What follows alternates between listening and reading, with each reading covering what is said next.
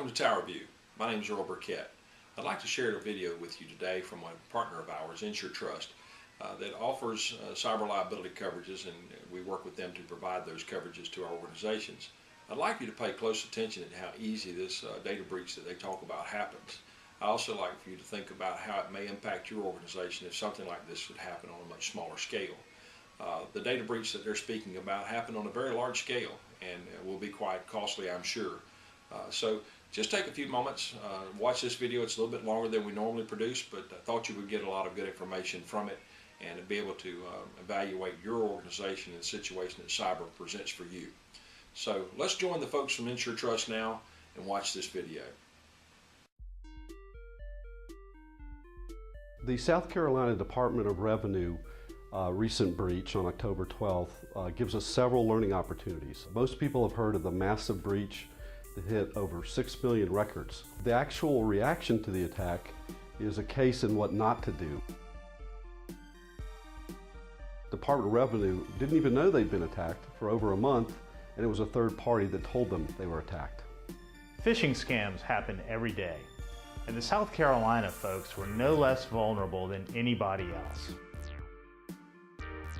One of the Department of Revenue employees opened an email that was actually a phishing scam, and within 2 weeks, a hacker gained access to the network through stolen credentials of that employee. So it happened 2 weeks after the email was actually opened.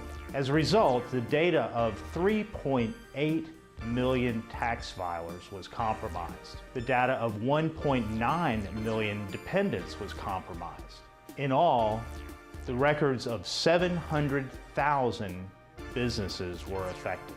If hackers were to drain the bank accounts of just 1% of the citizens whose data was stolen, they could potentially make $360 million. As you can see, there's a lot of money to be made through hacking, which is exactly why it's not going to go anywhere anytime soon. There was a total lack of understanding in terms of what cyber attacks can do, and also what kind of prevention you could put in place to limit the vulnerabilities you have. There was even sort of a sense of fatalism that they would just get hacked and there was nothing they could do about it. Many people ask, how important is the exposure to hacker attacks? And I would say, look at the number of CEOs, CIOs, and in this case, chief of departments that have been fired. Employees really need to be educated about phishing scams and other scams that come across the internet, maybe on emails and maybe in other ways. A lack of dual authentication at the Department of Revenue allowed easy access to the Department of Revenue's secure database. A lack of care in monitoring was also a problem, as the department did not give enough time to checking up on who had access and how other people might have gained access. One of the biggest lessons learned from the South Carolina breach is the importance of encryption. There was no encryption in place for any of the data being stored, and because of that, the state of South Carolina is having to offer credit monitoring services to all individuals who are affected by this breach. The takeaway for businesses is that they really need to be knowledgeable about all the cyber hazards that affect their businesses. One step, but not the only step, to securing a network is to shore up security protocols, access and firewalls, and other IT security measures.